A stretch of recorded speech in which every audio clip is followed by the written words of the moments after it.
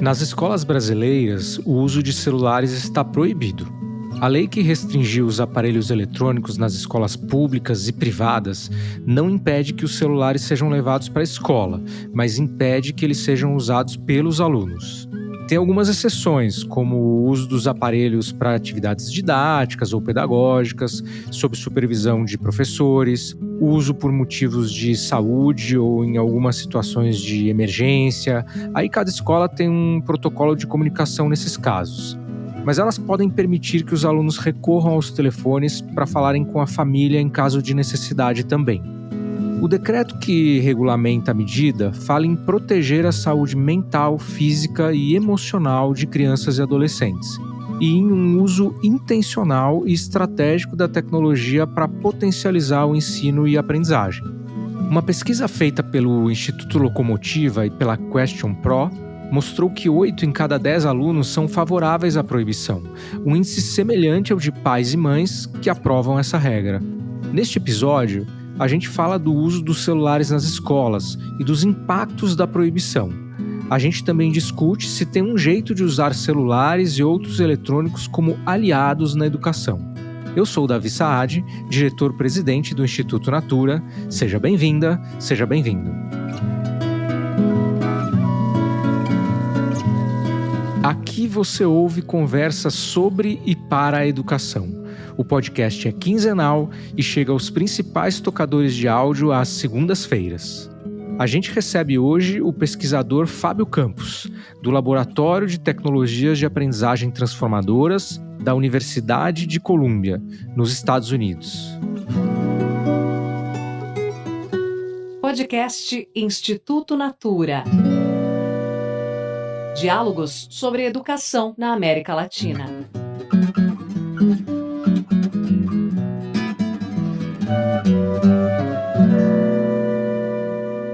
Fábio, primeiro queria te agradecer muito pela sua presença aqui, por esse tempinho para essa nossa conversa, que acho que vai ser muito interessante. Obrigado aí por você ter vindo aqui. Eu que te agradeço, Davi, e todos os seus ouvintes. Que bom que a gente está aqui batendo esse papo. Fábio, eu queria começar com algo que você disse em uma entrevista e que me deixou bastante intrigado para te ouvir mais sobre isso.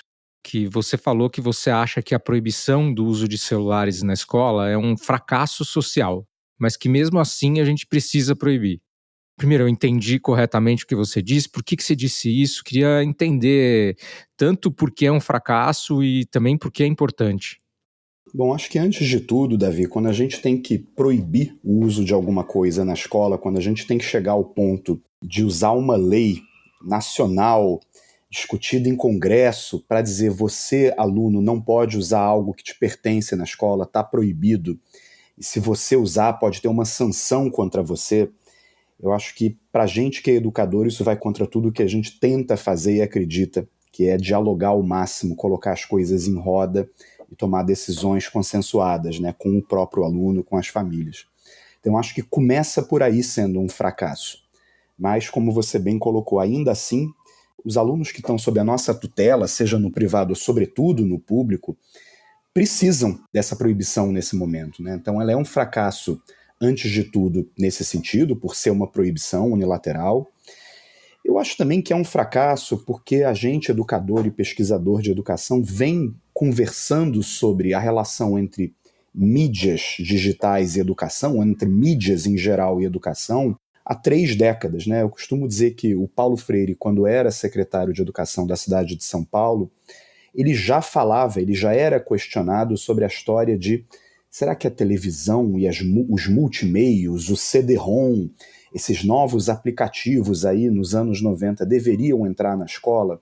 Que o aluno quer entrar na sala de recursos, ficar usando e ele pode achar as respostas muito fácil. Olha como as discussões, né? Se a gente pensa no que a gente fala de chat GPT, são as mesmas. E o Paulo Freire já dizia que o problema está com a gente, educador. A gente é que tem que tentar dar um sentido para os meios, porque a escola não pode, de jeito nenhum, privar o aluno do uso desses novos meios e dessas novas tecnologias. Então, na hora que a gente priva, a gente está deixando de fazer o nosso papel. Então é um fracasso também por isso, porque em 30 anos a gente não conseguiu, e não é a gente só no Brasil, né? A gente, educadores e gestores públicos, não conseguimos criar uma relação saudável entre escola e meios. E vou dizer um terceiro e último fracasso que eu vejo, na verdade talvez esse seja até mais um risco, porque nós, pesquisadores de tecnologias e educação, vemos aí um risco de dar alguns passos atrás, porque a gente vem tentando colocar tecnologia dentro da escola há um tempo.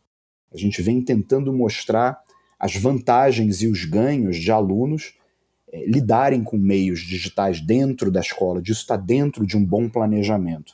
E o que eu sinto agora, e eu faço muita visita à escola, é de que há um meio de que qualquer contato com o meio, com o mundo exterior, possa ser nocivo ao aluno. Mas, de novo, a lei ela é necessária, é o que tem que acontecer nesse momento, né? Bem interessante isso que você fala, que agora talvez a gente tenha um movimento contrário de resistência à tecnologia e outras coisas de fora do mundo da escola, né? Isso também pode ser muito preocupante. E eu acho que uma coisa que eu queria explorar aqui com você, até nessa linha de entender até onde vai essa visão, né? Antes dessa lei, já tinha quase um terço de escolas, né, pelos números que eu vi, que já tinham alguma regra restringindo o uso dos eletrônicos, né, no ambiente educacional. Eu me baseei numa pesquisa da TIC Educação, do Comitê Gestor da Internet no Brasil. Só que esse movimento ele foi, de alguma maneira, crescendo, né, conforme acho que a sociedade foi entendendo o que significava permitir as crianças e adolescentes usarem o celular da maneira que eram utilizados, e foi criando uma convergência de opiniões aí na sociedade. Eu até citei na abertura números que tanto estudantes quanto pais e mães, em geral, apoiam essa proibição, né? Então, eu queria que você me ajudasse a entender assim, qual foi esse movimento, por que foi aumentando essa convergência de cada vez mais gente olhando para isso? Por que a gente teve que criar uma lei até indo no caminho que você falou? E se esse movimento também não deve agora se acalmar um pouco e para a gente entender como trabalhar melhor com essa questão? Muito boa pergunta.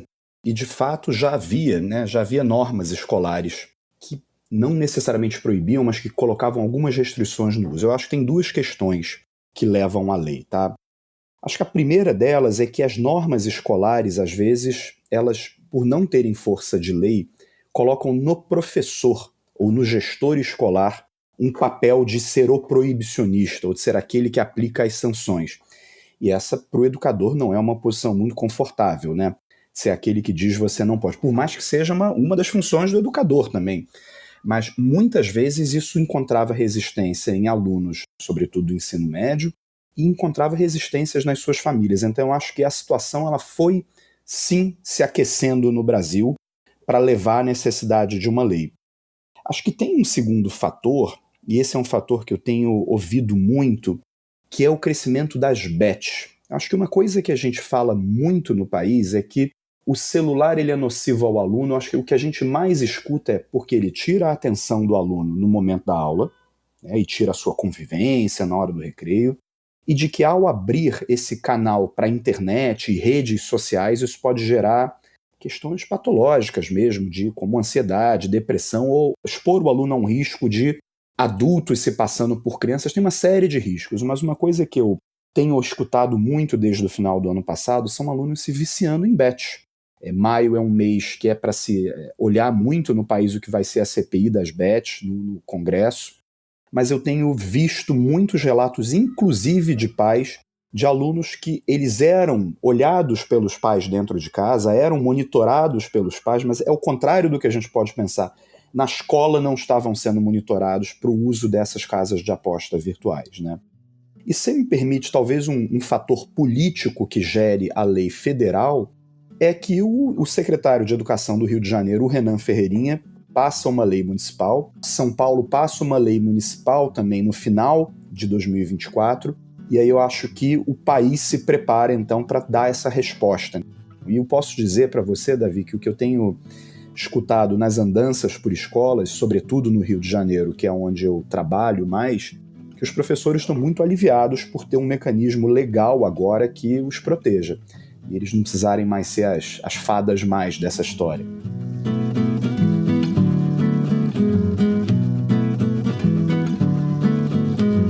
Cada vez a gente inventa uma responsabilidade nova para o professor e fica muito difícil para ele, né? Perfeito, eu entendo perfeitamente o que você falou. Queria te fazer uma pergunta bastante objetiva aqui, que é assim, ó, na prática, se a gente pudesse listar quais são os 3 maiores problemas do uso do celular nas escolas, o que você pensaria? Porque eu ouço muito essa dualidade que é assim, tem gente que acha que não pode proibir o celular nas escolas porque ele tem um uso positivo para isso, isso e isso, ou então tem que proibir porque ele prejudica dessa forma. E aí eu queria olhar para esses 2 lados, então eu queria começar com, objetivamente, quais são os problemas que o uso do celular nas escolas pode causar? Eu vou te dar a resposta objetiva. O problema não é necessariamente a escola, o problema é a infância. Existe um problema na escola, claro, né? Você querer conversar com crianças e adolescentes e elas estarem mentalmente em outro lugar. Eu acho que esse já é um problema. Mas eu acho que a gente tem que proteger a infância. Eu acho que nós adultos, muitos de nós aqui, muitos dos que estão ouvindo o seu podcast, estão numa relação que não é positiva mais com o dispositivo eletrônico móvel. E quando a gente está falando de criança, a gente está falando de uma responsabilidade de educador e de sociedade com elas. Então acho que o problema número 1 é esse. Agora, tem um lado B, sim. Tem um lado B, e é um lado B que a lei deixa a desejar ainda, e eu acho que o Conselho Nacional de Educação ainda vai chegar lá, e o MEC ainda vai chegar lá, que é o que é o uso pedagógico do celular, né? Porque você falou, tem gente que não quer essa proibição, e eu entendo, e de fato a lei diz que o celular não pode ser usado na escola, salvo para uso pedagógico, ou para questões de saúde, né, de um aluno, ou para uso pedagógico. Então eu devolvo, tanto para o Congresso, quanto para o CNE, quanto para o MEC, o desafio de o que é o uso pedagógico, porque de fato o celular, se bem utilizado dentro da escola, e considerando que todos os alunos tenham acesso a ele, ele faz coisas que um computador não faz, ele é um dispositivo móvel, ele anda com você. Então tem atividades que você pode fazer com o celular que com um notebook da sala de recursos você não faria.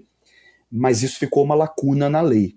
Então a gente ainda vai precisar discutir esse ponto. Eu entendo quando um educador que utilizava o celular diz, poxa, então eu perdi um recurso. A gente ainda vai precisar trabalhar isso. Muito bem. E principalmente para esse lado da infância que você comentava, né? Tem um livro que você deve conhecer, que é o Geração Ansiosa, do Jonathan Haidt, que também acho que é bem interessante, que fala sobre isso. E ele dá um mergulho profundo, né? Não só no uso nas escolas, mas na infância como um todo. Você conhece esse livro? Conhece o Jonathan? O que você acha? É no nível de profundidade que ele foi? Realmente temos um problema quase que civilizacional? Conheço o livro, conheço o Jonathan Haidt e eu concordo com a tese dele. Eu acho que é uma epidemia de ansiedade. Acho que essa epidemia, Davi, ela não vem só do celular, né? Ela vem da nossa relação com as mídias e com essa aceleração de tudo que vem acontecendo exponencialmente e que gera ansiedade. E o celular é uma porta para isso, né? Eu estava recentemente numa escola da Favela da Maré, ela fica na borda da Favela da Maré aqui no Rio de Janeiro, que para quem não conhece é um complexo de favelas, e uma professora me dizia, essa lei ela precisa ir mais longe. Eu falei, por quê? Porque não basta, né? Do 6º ao 9º ano a lei diz que o celular pode estar na mochila do aluno, pelo menos. E ela está dizendo assim, você não tem noção, os alunos estão indo olhar o celular numa hora que eu não estou olhando. Então parece um vício, parece que são realmente assim drogadictos no celular, no sentido de levam a mochila ao banheiro para dar uma olhada nas suas redes. Então é disso que o Jonathan Haidt fala e que a gente tem que olhar. E a lei continua correta, mas a gente está vendo alunos indo para as frestas, para as beiras da lei, para poderem fazer esse uso. Então é uma epidemia, ele está corretíssimo. Queria falar um pouquinho mais da lei que você comentou agora. Você acha que tem melhorias que podem ser feitas nessa legislação? Davi, eu acho que a gente não precisa de melhorias na lei agora. Eu acho que a gente precisa de melhorias na regulamentação em torno da lei, CNE e MEC, sobretudo. Então o MEC já lançou uma boa cartilha sobre como fazer a lei virar prática e o CNE também entrou com a sua regulamentação. E eu acho que o passo que realmente precisa agora é como que a proibição acontece na prática, qual é o papel da escola, e a gente vive num país punitivista, né? A gente adora uma sanção contra o aluno, então ter casos de boas práticas, de como é que essa proibição acontece, onde fica o celular. 2, qual é o papel da família? O que a família pode fazer para ajudar, para não deixar nas costas da escola só? 3, como eu dizia antes, qual é o uso bom do celular? Porque isso é uma área de sombra da lei. Então eu acho que não é na lei a melhoria necessariamente, mas em como a gente pratica essa lei. Porque essa lei, ela precisa ser bem praticada ou ela vai virar mais uma lei de fachada.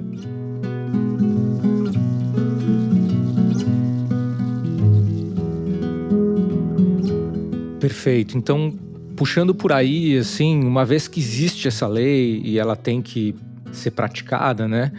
Estamos falando do ambiente escolar, temos os professores, os gestores escolares, os alunos, os pais. Pensando um pouco nos professores, dada a situação que a gente tem hoje, com a existência da lei, com essa epidemia que você comentava, né? Que dicas, sugestões, conselhos você dá para os professores que estão tentando muitas vezes fazer o básico e já é tão difícil pelas condições de contexto? Como você poderia ajudar o professor aí com algum conselho?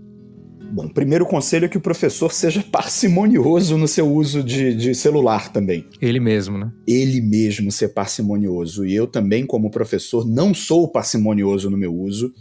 Ontem eu fui chamado a atenção, eu dei uma aula para professores ontem, da Prefeitura do Rio de Janeiro, e eu olhei o meu celular mais de uma vez durante a aula que eu dei, inclusive no momento em que um outro professor falava. Então, isso só mostra que eu estou aqui falando no podcast e participo do mesmo fenômeno social que os nossos alunos participam.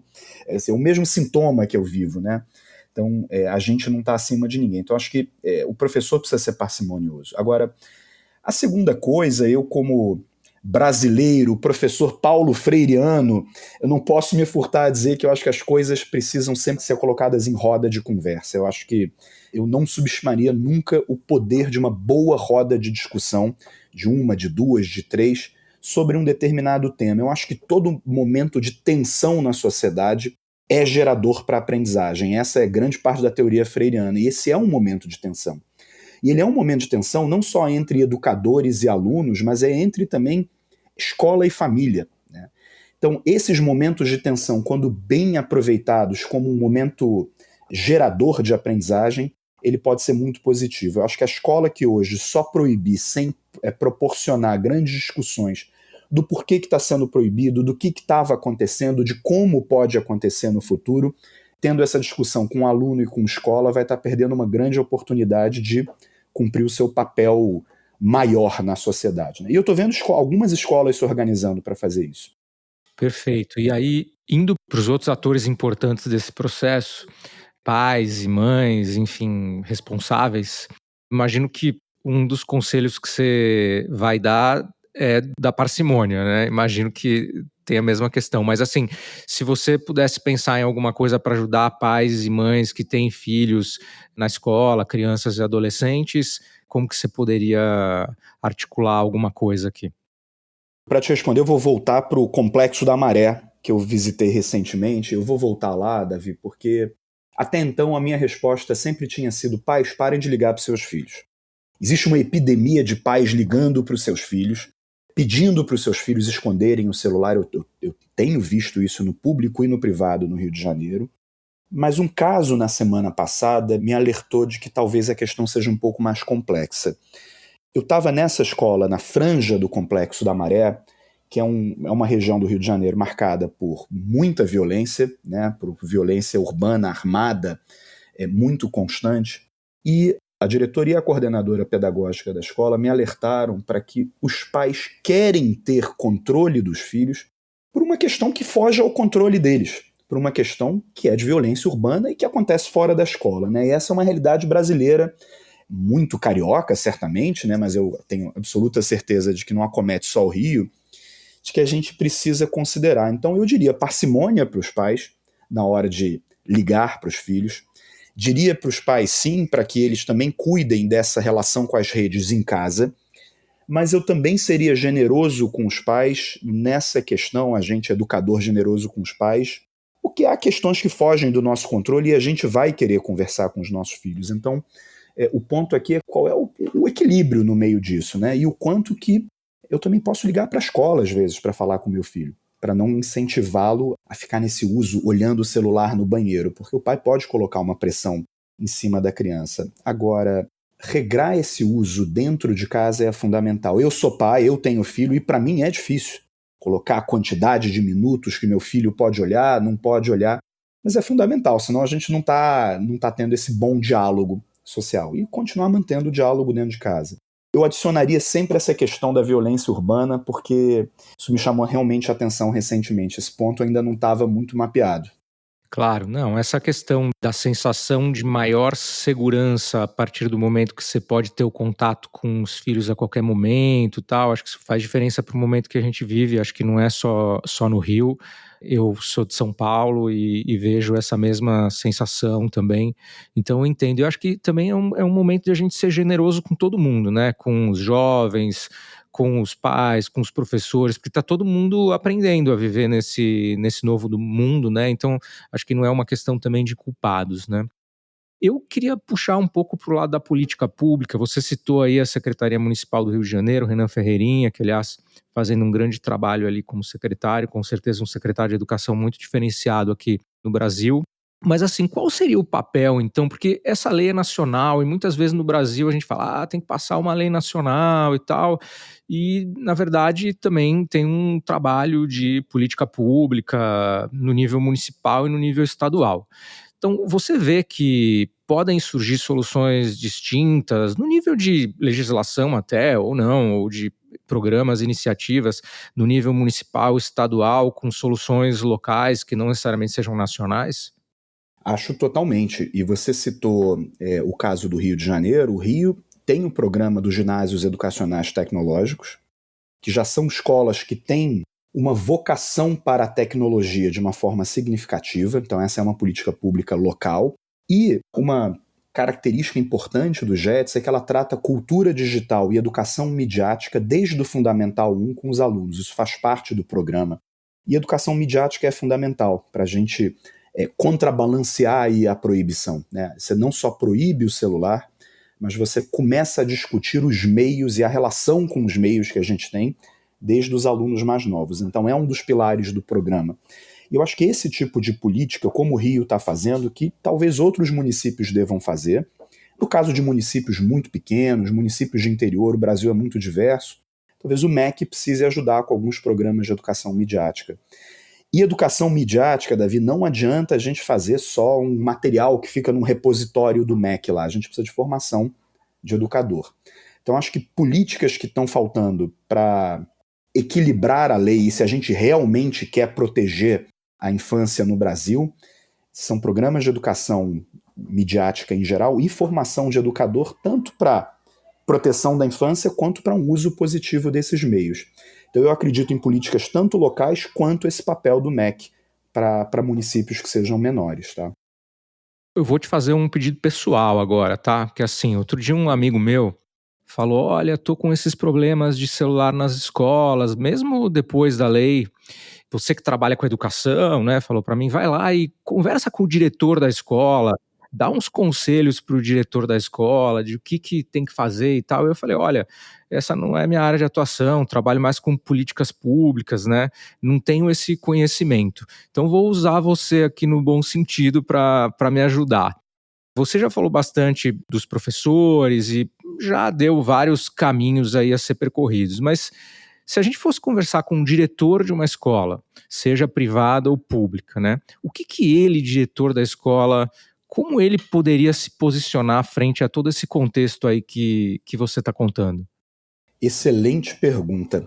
O que eu diria para o diretor é, a primeira coisa é para ele dividir a responsabilidade. É para ele não centralizar o poder como o sancionador, o aplicador da lei. E eu dividiria essa responsabilidade, em primeiro lugar, não é nem com o professor, nem com a família, é com o aluno. A gente não pode tirar o aluno dessa história. E tem uma tradição muito bonita no Brasil, diferentes regiões aplicam de diferentes maneiras, que é a tradição dos grêmios estudantis. E o grêmio, ou qualquer agremiação de alunos, qual seja o nome dentro de uma escola, e eu reconheço que isso muda por faixa etária, talvez Fundamental 2, ensino médio seja mais fácil, mas quando você divide essa responsabilidade com grupos de alunos e pergunta para grupos de alunos qual é a melhor forma de o diretor aplicar algo que é uma lei, isso pode tornar o seu trabalho mais fácil. Só que a gente esquece do aluno, às vezes a gente coloca o aluno do outro lado do muro, né, do outro lado dessa questão. Então a primeira coisa que eu faria era dividir esse problema com o aluno. A outra coisa, como eu falei anteriormente, é promover essas rodas de discussão, primeiro com os educadores, depois com família, depois com o aluno, e tornar a escola um espaço de debate. O que nem sempre é fácil, porque tem uma grade horária, tem toda a rigidez, sobretudo na gestão pública, a gente tem várias leis para cumprir, mas a gente não pode perder esse momento. Agora, o diretor não pode estar sozinho nessa questão, senão ele se torna o elemento mau, o negativo da escola, o que é péssimo para uma função de diretor que também quer ser educador, né? Nossa, concordo muito com o que você falou, Fábio. A gente aqui no Instituto Natura, a gente tem um trabalho de apoiar a implementação de escolas integrais em tempo integral. Bom, e essas escolas, no modelo que a gente apoia, em geral focam muito no protagonismo do jovem, clubes, enfim, uma série de coisas que favorecem o protagonismo. Eu me lembro de uma escola em Pernambuco que estava sofrendo um problema de bullying muito sério, e o diretor fez isso mesmo que você falou, convocou os alunos e dividiu esse problema, né? E os próprios alunos surgiram com soluções, surgiu até um app na época, tal. Foi bem no caminho do que você estava falando.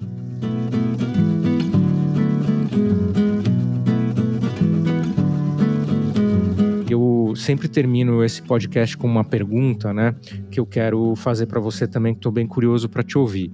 A gente aqui no podcast, às vezes a gente dá um mergulho na escola, mas em geral a gente fala muito de política pública, fala do país como um todo, como está a educação do país e tal.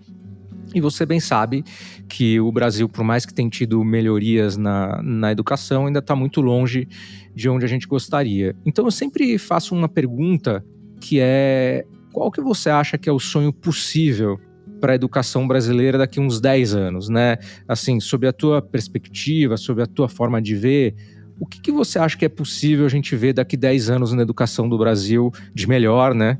Que ao mesmo tempo é um sonho, é ousado, mas também com um pé na realidade. Que desafio essa pergunta, hein? Que desafio. Eu acho que o Brasil cresceu muito em inclusão, né? Em crescer a base de alunos, o percentual de crianças que estão na escola. É óbvio que falta crescer qualidade, então isso faz parte do meu sonho. Mas eu vou trazer a resposta para a área da nossa conversa. O Brasil ainda não tem uma política ou uma estratégia nacional robusta, chamada de estratégia, discutida periodicamente para o uso de tecnologias na educação. O mundo viveu uma pandemia onde tecnologia foi fundamental para o aprendizado e a gente não sabia o que fazer.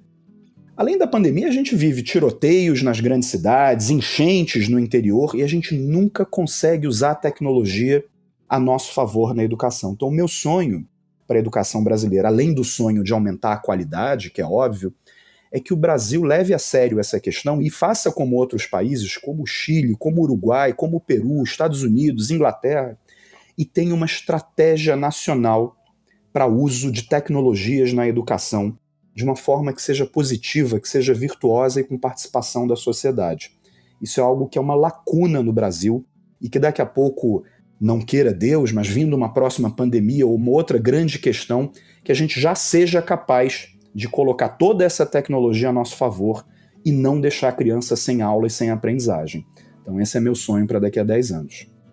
Muito bom, Fábio. Obrigado por compartilhar. Também aproveito para contar que existe uma organização que eu faço parte chamada CIEB, que é o Centro para a Inovação da Educação Brasileira, e também uma coalizão de organizações que a gente chama de Coalizão Tech, que tem organizações como a Mega Edu, Fundação Telefônica, Instituto Natura, Fundação Lema e outros, e acho que a gente compartilha esse sonho com você de tentar ir por esse caminho. Então, pelo menos aí tem alguma coisa que a gente pode trabalhar para, né?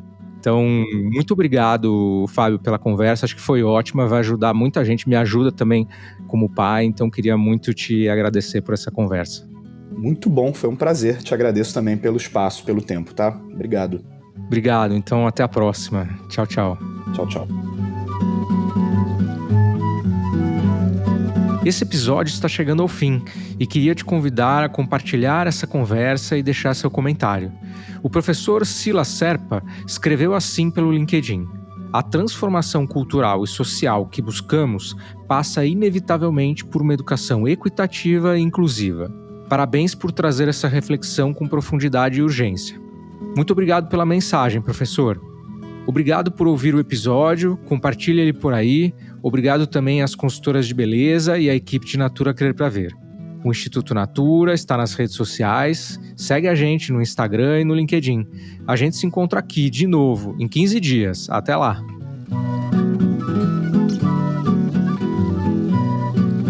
Este podcast é uma produção do Estúdio Guarda-Chuva para o Instituto Natura.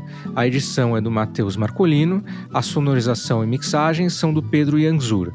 A trilha sonora é da Estela Nesrini e da Todo Canto Produção Cultural. Pelo Instituto Natura, a coordenação de comunicação é da Raquel Mello.